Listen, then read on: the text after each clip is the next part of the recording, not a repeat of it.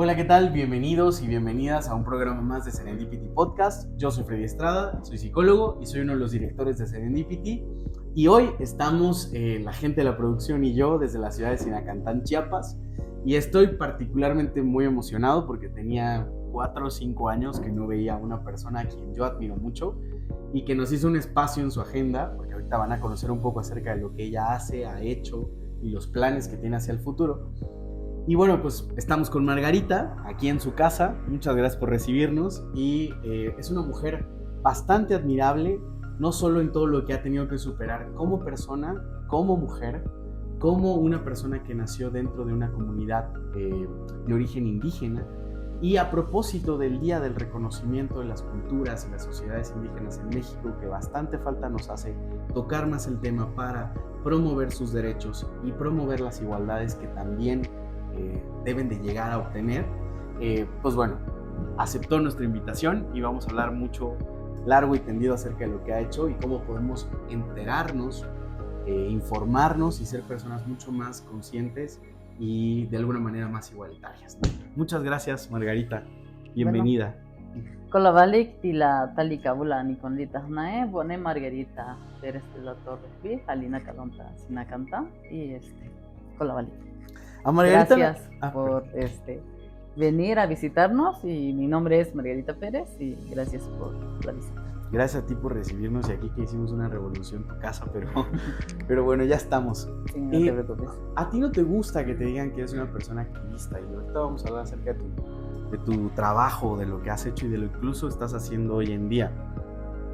Pero bueno, la verdad es que yo sí quiero como reconocer muchas cosas que has hecho. Cuando te conocí hace 4 o 5 años tal vez, estábamos en un proceso de una asociación civil a la cual invitaban a personas que estuvieran generando algún tipo de impacto social y estábamos en acuerdo perfecto en el proceso de revisar los currículums y lo que estaba haciendo. Además, una amiga en común que se llama Liz Méndez, una activista también de hace mucho tiempo en pro de los derechos de las mujeres, pues te presentó y habló de lo que habías trabajado en aquel entonces con la Fundación Kellogg's. Así es. Y bueno, pues fue como inevitable nosotros pedirte a ti que fueras parte de Quivernos y qué bueno que aceptaste en este momento. Pero bueno, ya vamos a hablar de esto más adelante. Cuéntanos de ti, ¿dónde naciste? ¿Quién era tu familia? ¿Cómo era la realidad cuando tú eras una niña? Bueno, yo nací en una comunidad que se llama Bochugó Bajo, municipio de Sinacantán. Pues ahí fue toda mi infancia. Mi papá fue un floricultor, ahorita ya no está, falleció hace 4 años. Y mi mamá también es ama de casa y pues como hija de productores de flores, de como todo las comunidades viven, pues yo decidí seguir estudiando y pues eso fue que hizo cambiar algunas puntos de vida que tengo. Bueno, ¿cuántas personas integran o integraban tu familia? Mi familia integraba 7 personas. Ajá. Ahorita, bueno, 7 contando con todos mis hermanos. Uh-huh. Pero las que realmente vivíamos ahí éramos 6, no. Sí, 6 personas con mi papá que vivía, pero ya nos quedamos con 5 personas.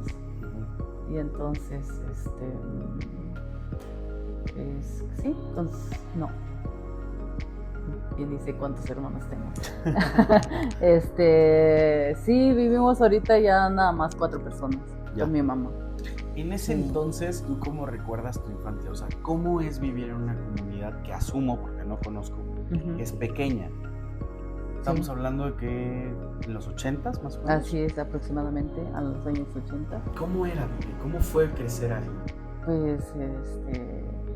Pues es muy difícil crecer en el campo, caminar en el campo, salir a traer leña, pues lo que se hace normalmente a cargar agua, y ir entre el campo a cortar flores. En temporadas de lluvia me acuerdo de que teníamos que salir a cortar flores para luego venderlas, porque es una de las actividades que se realizaba para obtener un recurso familiar. Y entonces eso era nuestra infancia, ¿no? Y también cuando yo podía ir a traer leña junto con mi mamá, porque es una de las actividades que realizan en casa. Y eso es lo que hacía. Y también lo que en los momentos libres, yo también hacía tejidos, bordados. Desde muy pequeña aprendí a hacer esa actividad. A los 8 años ya sabía yo tejer, bordar. Es una de las cosas que a mí me encantaba mucho, como hacer una prenda. Y entonces a mí me gustaba mucho eso. Y también sí, cuando no me salían bien las cosas, sí tenía esos momentos de que, ay, ¿por qué no me salen esas cosas, no? ¿Y cómo lo puedo mejorar, no? Y entonces luego yo lo cambiaba, tenía una tijera, la cortaba y la cambiaba, y entonces mi mamá se molestaba, me acuerdo de que, ¿por qué utilizo mucho hilo y por qué lo estoy jugando y todo eso? Y entonces es una de las cosas que yo me acuerdo, pero siento que en ese proceso fue el momento de aprendizaje. Yo lo estoy tomando así porque si no lo hubiera hecho así, no lo hubiera aprendido tal cual como lo hubiera yo querido hacer las cosas. ¿Tú comienzas a trabajar entonces muy niña?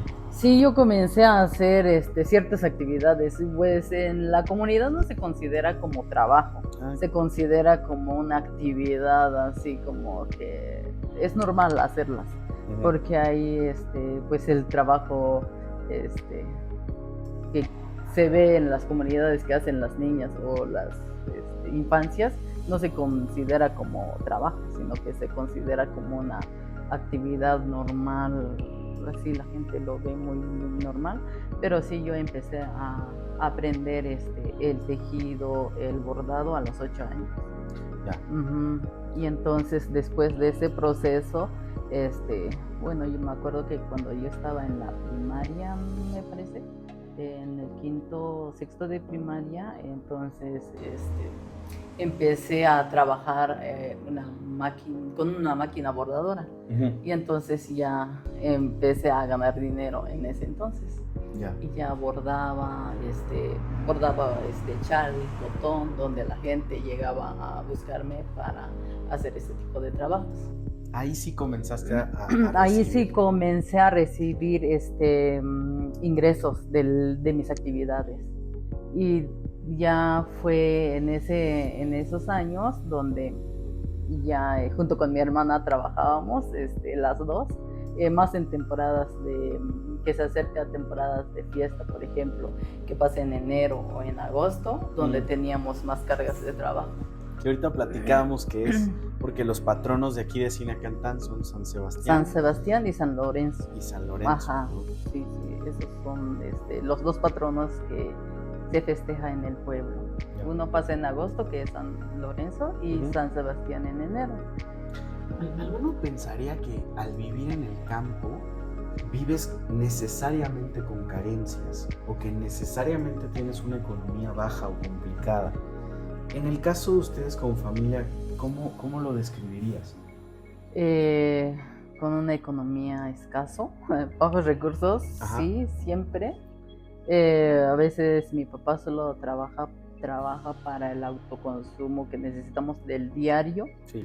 Trabaja siempre del campo, siembra maíz, siembra frijol, pero hazte cuenta que estamos del diario, el consumo de lo que él gana, pues estamos del diario. O sea, lo que se producía se acababa.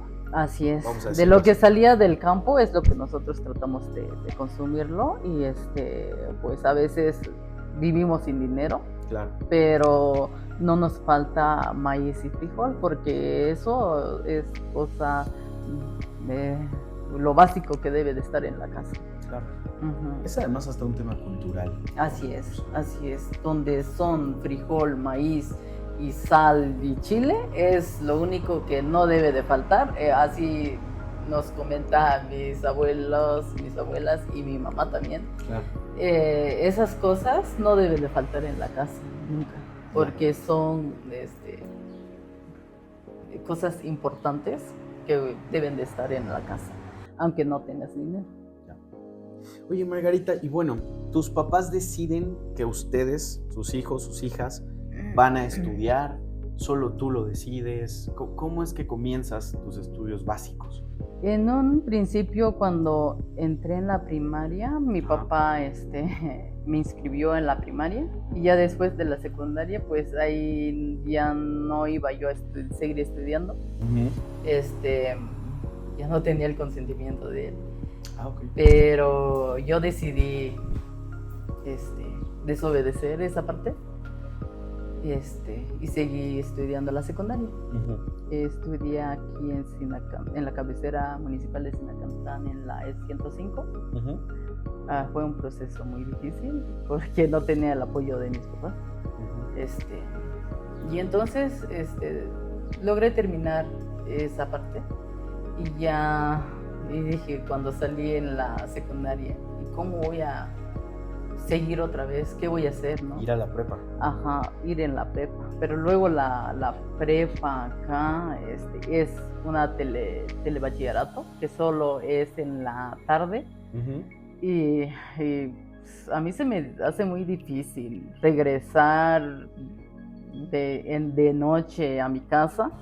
Y como tenía que caminar un tramo como aproximadamente de 3 kilómetros, entonces no me convenía seguir estudiando acá.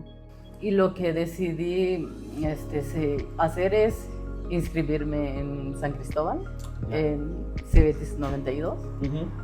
Y entonces decidí dar ese paso, pero como igual mis padres son de escasos recursos económicos, y lo que yo hice, como yo sabía tejer, sabía bordar, pues la parte textil me ha ayudado mucho a sacar parte de mis estudios, digamos. De tu desarrollo. Entonces eso es lo que me ayudó mucho, y reconozco que eso me ha ayudado mucho. Regresaba en la tarde, me ponía a tejer, me ponía a bordar. Mi mamá es la que me ayudaba a vender. Ella es la que me ayudó cuando terminaba mi prenda, me ayudaba a ir a vender mis prendas. Ofrecerlas.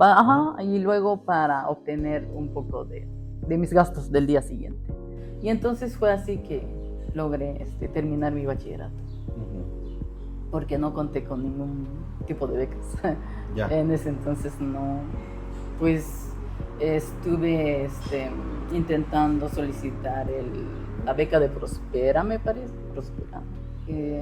Prospera se llamaba antes, o no sé cómo se llamaba antes. ¿Qué año estamos hablando, Luis? No recuerdo. ¿2000 más o menos? Ajá, 2000, aproximadamente. Estaba Vicente Fox, seguramente sí era. Sí, Prospera. Sí, era Prospera. Sí, me parece que sí. Entonces no tuve esa oportunidad de tener ese privilegio. Ese apoyo. Y entonces dije, pues ni modos, ¿no? A echarle con mi propia esfuerzo. Tal vez me meta en algo ahí. Tú nos dices si sí o si no. Sí. O sea, ¿por qué tus papás no te dieron el consentimiento de seguir estudiando la secundaria? ¿En un tema cultural? ¿Por qué? Por ser mujer. Porque de todas formas, una mujer, para que se vaya a formarse profesionalmente, sí, de todas formas se va a terminar casándose, y entonces es por eso.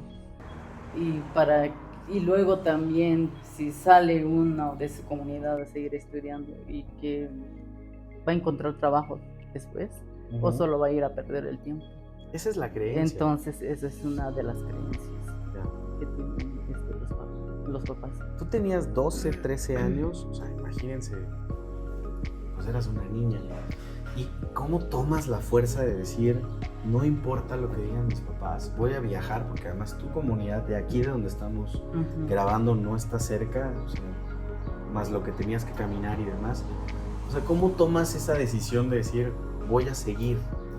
¿Qué te impulsó o quién te inspiró? Me impulsó, pues, por ya no querer seguir, así como vive mi mamá, de cargar leña. de ser ama de casa, de vivir muy difícil, de muchas cosas, de vivir con carencias.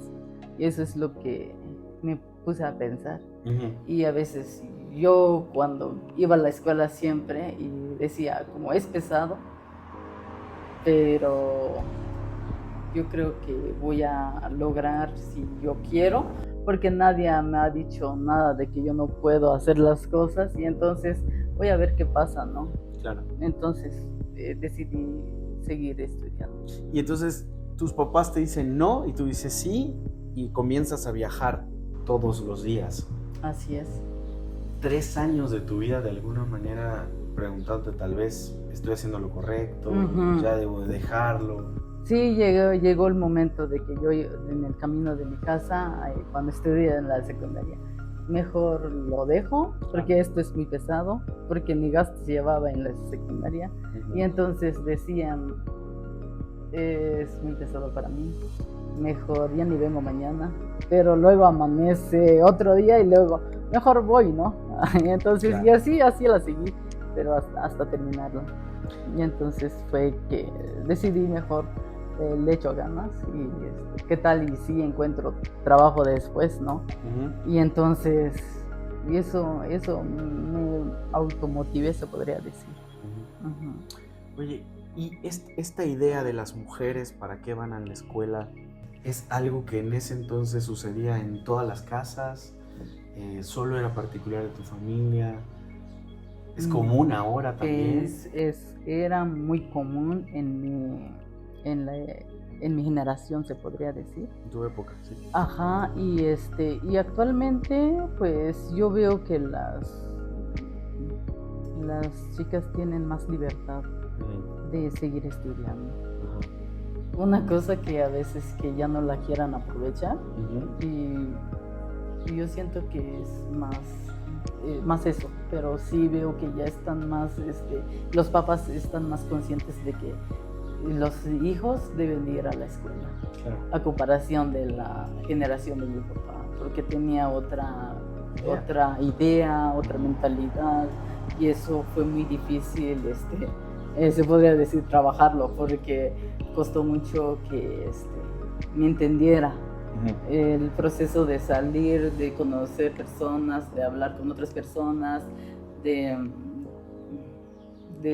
convivir, no sé. Y entonces mi papá, eso fue muy, muy difícil de entenderlo. Pero ya, hasta que llegué a la universidad, logró entender esa parte.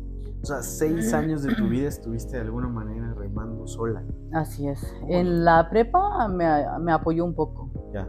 Pero sí sentía que el horario de llegar a mi casa como que ya a las 3 de la tarde debía de estarlo ya ahí. Pero se sentía que el tiempo como que lo sentía muy apretado. Claro. Y entonces ya después de ahí seguí en la universidad y de la universidad como que sentí un poco de relax. ¿Por qué? ¿Qué cambió? Por la forma de pensar a mi papá, porque siempre nosotras con mi hermana trabajamos en la parte artesanal y llegamos en talleres, ahí nos daban otros temas de conocer, por ejemplo, los derechos de las mujeres y de todas esas cosas. Y entonces como que cuando estás ahí aprendes, ¿no? Y entonces empiezas a platicar dentro de tu casa cómo es y cómo debe de ser y todo eso. Fue un proceso, pero en ese entonces y a mi papá ya lo fue captando y a veces nosotras le invitábamos a ir, si tenemos algún evento o si tenemos alguna exposición, le invitábamos. Y entonces como que ahí empezó a cambiar un poco de la mentalidad. Y también y ya como vio que no me dejo, y entonces ya me apoyó en la universidad, ya me apoyó moralmente, no económicamente, porque de recursos carecíamos siempre. Bueno, pero ya era la mitad del camino. O sea, yo que me dedico a esto de la psicoterapia no puedo imaginarlo. O sea, si de por sí es complicado, por temas externos como el dinero, el transporte, la seguridad, el clima, ahora hacerlo pensando que mi mamá o mi papá se quedaron enojados, o no me van a hablar, o me van a dar más chamba, claro, Ujú. ya apoyarte moralmente era la mitad del camino. Así es, ya en la universidad. Sí, fue un proceso muy difícil, pero sí, sí logré superar todas esas partes. Todas las ciudades o estructuras sociales hemos evolucionado ahora con el tema de las redes sociales. Cada vez más nos informamos, pero hablamos de un San Cristóbal de principios de los 2000. Tú venías, bueno, para quienes nos ven, de aquí de Sinacantán a San Cristóbal son 10 minutos, 15 minutos en carro. A lo mejor el tráfico de entrar a la ciudad te puede complicar un poco más, pero al final son dos estructuras, dos ciudades completamente diferentes. O sea, en usos, en costumbres, en infraestructura, en apoyos gubernamentales, es completamente diferente. San Cristóbal es como una joya de la corona en Chiapas para el turismo, ¿no? Pero Sinacantán, pues no es lo mismo, ¿no? Igual que muchos municipios. Sí. Pero tú llegas entonces a estudiar allá el bachillerato y luego la universidad, ¿y te enfrentaste a algún tipo de discriminación? Pues en esa parte, pues yo no vi esa parte de discriminación porque tal vez no estaba concentrado en ese tema, sino en mi formación. Pero fíjate que yo llegué a estudiar mi bachillerato tal cual con mi traje regional, ¿no? Y en ningún momento me cambié, pues yo llegaba así con mi traje y pues no sentí de que me discriminaban o algo así, o tal vez sí que no me haya dado cuenta. Sí. O sea, tú estás concentrada en lo que yo quería hacer, sí. Sí, la idea era terminar mi bachillerato y después seguir en el otro proceso. Pero sí, en toda mi vida, desde mi bachillerato con mi traje regional y desde la universidad igual con mi traje regional. Hay una apropiación de la cultura muy clara y una identidad. Yo creo que sí, porque fíjate que lo que yo pensaba, y veo muchas jovencitas que van a San Cristóbal y ya se ponen su jeans y no sé qué. Y yo la idea que yo tenía, y si luego no logro, y si nada más me quedo en vergüenza, ¿no? Y si luego no termino, ¿y qué voy a hacer? No, es que me quedaba con ese pendiente de que si no lo termino, porque siempre me meten la idea y no lo vas a lograr, ¿no? No lo vas a terminar. Y entonces mejor lo intento a ver qué pasa, ¿no? Y si avanzo 2-3 años más, a ver qué pasa y qué tal si me cambio. Pero luego dije, no, pues para seguir adelante o seguir estudiando no está en la vestimenta, ¿no? Claro. Y entonces decidí seguir con eso. Y me sentía más cómoda también. Y lo que yo hice, pues, donde me sentía más cómoda es hacerlo como yo me siento, ¿no? Claro. Pues sí, es lo que decidí hacer. ¿Y cómo tomas la decisión de entrar a la universidad? ¿Dónde estudiaste? ¿Qué estudiaste? Entré a estudiar en la Universidad de Ciencias Sociales en San Cristóbal, en la UNACH. Logré estudiar economía, la licenciatura de economía, terminé en esa carrera. Pues fue un momento de decisión de que si estudio o no estudio, y entonces entrar a la universidad y pues de lo que salga, ¿no? Claro. pues lo logré, terminé una licenciatura. Terminaste una licenciatura en economía. Ajá, de economía. ¿Y cómo cambió tu perspectiva ser ahora una licenciada en economía a antes, que tenías como nervios o decías no sé si lo voy a lograr? O sea, ¿crees que a partir de ahí fuiste otra nueva Margarita? Sí, pues dije, entonces de todos los trayectos que he pasado, sí se puede lograr, ¿no? Claro. Y entonces digo, pues las cosas no son, las carencias de recursos no son un obstáculo, sino que hay que buscarle cómo, y sí se puede lograr, hacer las cosas, aunque cuesta, es difícil, pero si se puede hacer. ¿En qué año te titulaste? O sea, ¿qué año terminó todo? Creo que en el 2004, si no mal recuerdo. Sí. ¿Y fue tu familia? Fue mi familia. Y entonces ya fue mi papá, y entonces ya mi papá se sintió muy orgulloso de que sí logré lo que tenía propuesto. En mente. Un camino que habías iniciado hace 10 años. Y familiarmente, ¿cómo cambió las cosas eso? ¿Impactó de alguna manera? Es decir, tus papás dijeron que las demás estudien, la comunidad, ¿cómo impactó eso? Pues impactó mucho mis papás, que ya le permitieron dar estudio a mis hermanos. Y entonces veo con mi hermana que después siguió estudiando y ya no tuvo tantos obstáculos como a mí me tocó. Ya. Y luego mi hermano, pues no, pues ya el camino está libre para ellos. Y entonces donde a mí me fue difícil es romper ese primer caminito, digamos. Abrir brecha. Ajá, y entonces ya después ellos ya no sintieron tan difícil como lo que yo había pasado en ese momento. Ya. Bueno, así impactó en tu familia, pero ¿cómo impactó haber terminado una licenciatura siendo una mujer a tu comunidad? Seguro se enteraron. Sí, se enteraron porque luego decidimos festejar el logro. Ajá. Y entonces mi comunidad obvio se enteró, ¿no? Y pues lo que piensa la comunidad, pues algo como que logró terminar su estudio, pero luego qué va a hacer, ¿no? Y si no sé cómo decirte, es como que una forma de burla, te ven mal, ¿no? O hiciste o no hiciste las cosas, pues las personas ahí como que sí logró, pero ¿qué no?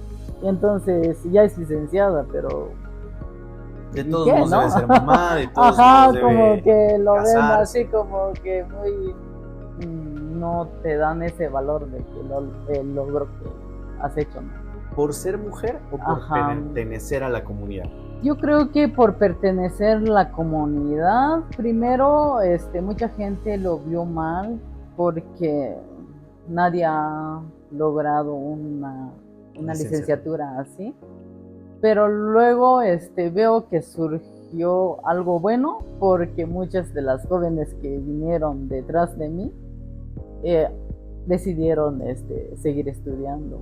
Y en mi comunidad hay varios que ya terminaron la licenciatura y mujeres. Y entonces digo, ha de haber servido de mucho abrir esta brecha, ¿no? Y eso es lo que he notado, porque en mi comunidad ahorita ya hay doctoras, egresadas de doctoras de comunicación, si no mal recuerdo, de gestión y desarrollo indígena, hay y de economía, si no mal recuerdo, de maestros, como que van siguiendo ya. Ahorita ya muchas de las jóvenes ya están sobresaliendo. Yo siempre he dicho que el activismo es eso, o sea, no necesariamente salir ahora en redes sociales, sino hacer algo que no solo inspire a las demás personas, sino que también modifique la forma de pensar. O sea, si fuiste la primera persona en tu comunidad que obtuvo una licenciatura, y si eso hace que la gente voltee a ver, criticando incluso, ¿no?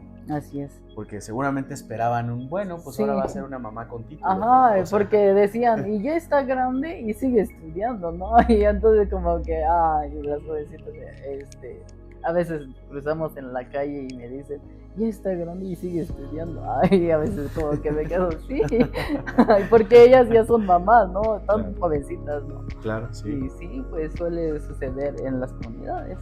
O sea, lo usual es que estudien la primaria. Estudian en la primaria y en la primaria ya, hasta ahí. La primaria para saber restar, sumar, leer y escribir español. ¿no? Y sí, Y poder como interactuar. Así. Ya, pero ese es el fin único. Ese es el único que debe de terminar. Alguna vez estaba yo platicando con Edith Díaz. No sé si la conoces, ella estaba en una organización que se llama Save the Children. Allá Creo en que San la Cristóbal. conozco. Ajá, Sí, sí. en el convento de Santo Domingo, si no estoy equivocado. El caso es que ella nos está dando un taller y decía, para nosotras, las personas indígenas, la adolescencia es algo que no vivimos. Somos niñas, somos niños, pero a cierta edad en donde ustedes, los cashlanes, como decía ella, empiezan a vivir su adolescencia, nosotros nos convertimos en personas adultas. Porque las mujeres normalmente, bueno, ella creo que no es mamá o no era mamá en ese entonces, pues nos volvemos amas de casa o estamos esperando a hacer una relación formal con alguien, y cuando eso inmediatamente sucede viene la maternidad.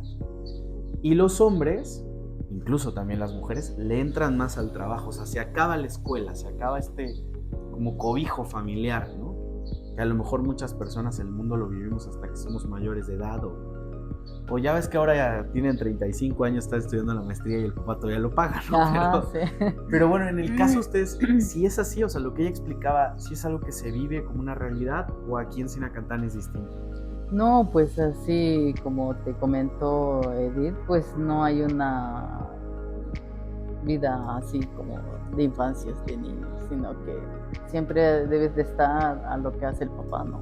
Okay. Entonces no hay esa parte de vivir esa parte de juventud, como que no, es diferente el contexto. Ya, y ya como para cerrar esta parte estudiantil y preguntarte más de tu vida profesional, ¿tuviste relaciones con algún chico, con alguna persona durante este tiempo? ¿O siempre te viste muy enfocada en mi casa, la escuela, mi casa?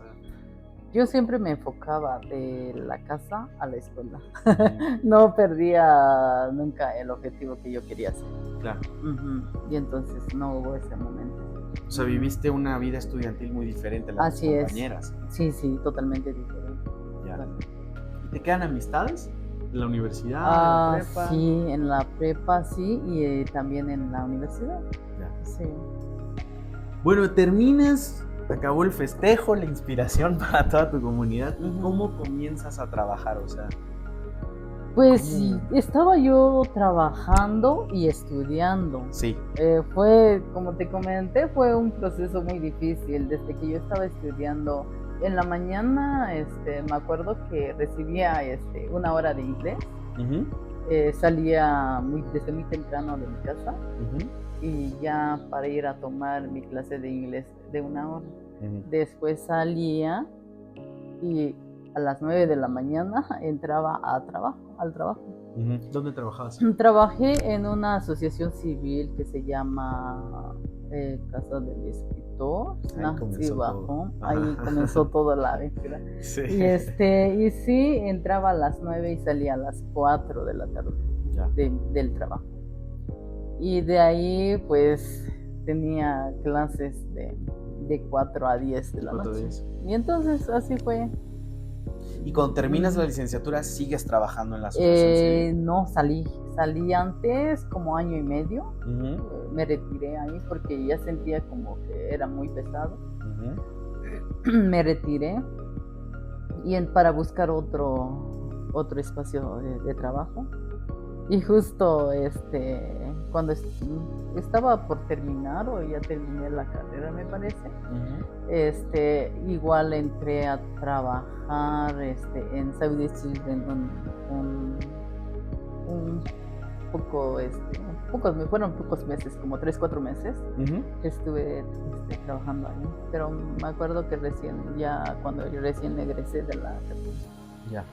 Ajá, y entonces así fue la situación.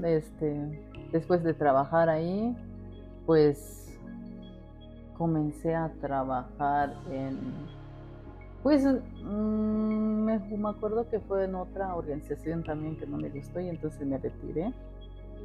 Y después de que terminé la licenciatura, y dije, mejor me espero un ratito, como no me gusta este trabajo, pues a ver qué sale más adelante. Y luego salió otra oportunidad, conocí una persona que me invitó a trabajar. Y entonces entré a trabajar en la Secretaría de Planeación, Gestión Pública y Programa de Gobierno. ¿Del municipio de San Cristóbal? De la Secretaría de Hacienda de San Cristóbal. Ok. Entonces ahí estuve trabajando un lapso de tiempo como 6 años, un poquito más, algo así. Salí del 2018, me parece. Entonces de ahí, ahí estuve trabajando. Y como hubo cambio de administración y todo eso, pues... Bye. Ajá, y entonces todos. Salimos todos. Sí. Ajá, y claro. Lo que, pues, después de salir unos meses, pues no tardé mucho sin trabajo también porque tenía conocidos por varios lados. Me invitaron a trabajar en una sociedad cooperativa, me parece. Es una SS. Trabajé en una cooperativa que se llama Amtel Chiapas, que trabaja con mujeres en comunidades, en diferentes comunidades de los Altos de Chiapas. ¿Ahí comenzó todo el tema de la capacitación? ¿O desde que estabas en el desde gobierno? Que estaba, desde que estaba del gobierno, desde que estaba en la universidad, yo llegaba ya a apoyar en traducir, en pasar información con una organización que es de Tuxtla, me parece que se llama DGESI, si no mal recuerdo. Entonces ya me invitaba a participar, a ser traductora y hacer eso. Pero anteriormente yo facilitaba en traducciones, hacía traducciones también, interpretaciones, traducciones, y eso es lo que empecé ya a ganar un poco de dinero. ¿Y de experiencia? Y de experiencia más que nada, pues sí, facilitaba esas partes. Mientras estuviste trabajando para el gobierno, ¿qué hacías? O sea, ¿cuál era tu función en el gobierno? Mi función era asesor municipal. Ajá. Apoyaba a municipios en la revisión de sus expedientes técnicos. Y también llegaba a reuniones, llegaba a municipios, acompañaba a la delegada más que nada para platicar directamente con las autoridades y pues pasar la información en Sotil. Entonces, y así es. Y ahí es donde te volviste famosa, porque a ti no te gusta hablar de eso, pero vaya que te conoce mucha gente. Pues mucha supongo gente. Que sí. Sí. Supongo que sí. O sea, empezaste, ¿en qué momento dijiste, voy a comenzar a trabajar por mi propia cuenta o colaborando con un organismo independiente para generar desarrollo en las mujeres de origen indígena? Pues viendo la necesidad que era importante, acompañarlas, porque las mujeres no todas hablan español, todo les dificulta, pero todas quieren, tienen esa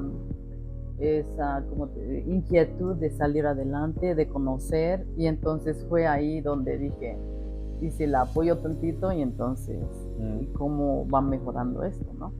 Y entonces fue así donde empecé a trabajar con ellas. ¿Cómo fue la primera vez? Porque, bueno, entras a una comunidad indígena en donde el machismo impera, en donde tienes que encontrar el espacio, y lo digo por experiencia, o sea, no es en cualquier momento del día, no es en cualquier día, y si de repente tuvo un conflicto con el marido, ya no vuelve, ¿no? ¿Cómo abres estos espacios? ¿Cómo empezaste? ¿Te acuerdas con qué comunidad fue? ¿Con qué grupo de mujeres fue?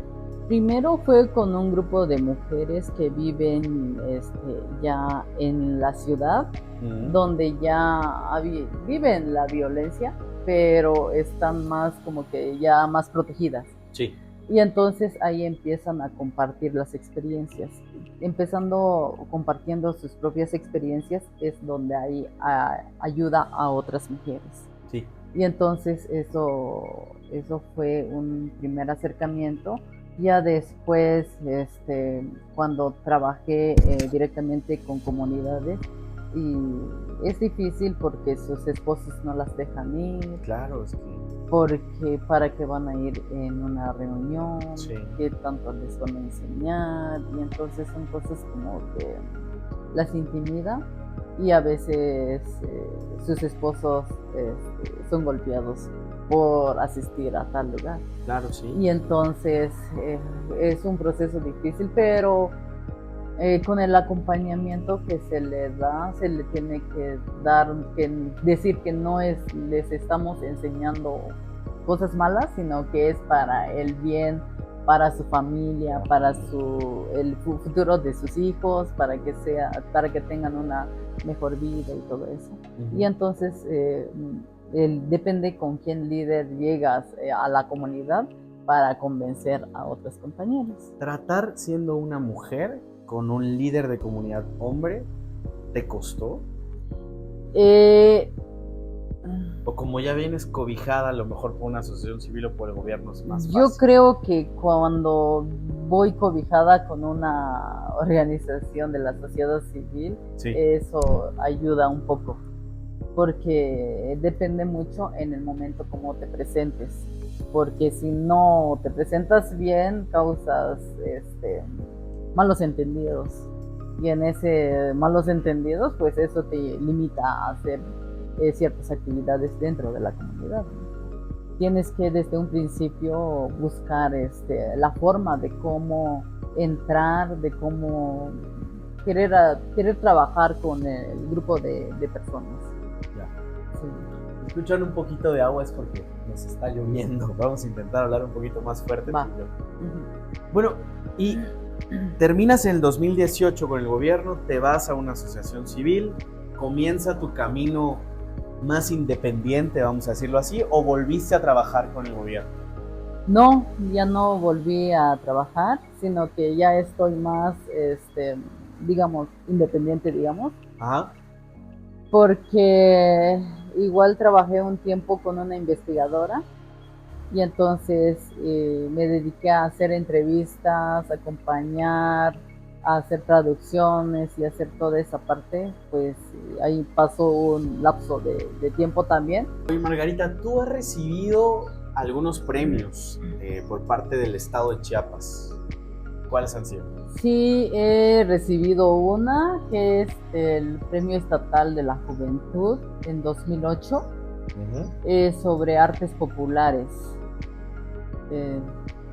Pues sí, fui galardonado ese año. ¿Y te han seleccionado para capacitaciones y para proyectos en organizaciones a nivel nacional e internacional? Ahorita hablábamos de la Fundación Kellogg's. ¿Qué hiciste con ellos? En la Fundación Kellogg's, más que nada, hice como un diplomado ahí que me permitió conocer varios lugares, varios espacios, varias amistades, conocidos, que eso es algo que ayudó a fortalecerme profesionalmente, porque se aprende nuevas cosas, nuevas ideas, y eso permite que uno como profesionista le ayuda a formarse más, ¿no? Te abre el paradigma, abre mucha panorama de conocer diferentes trabajos comunitarios. Sí. ¿Actualmente qué haces? ¿A qué te dedicas? Actualmente me dedico al trabajo comunitario con mujeres de los Altos de Chiapas. Soy coordinadora de autonomía económica indígena de Hunger Project México, en siglas HP, o el Proyecto Hambre, es donde ahorita estoy trabajando.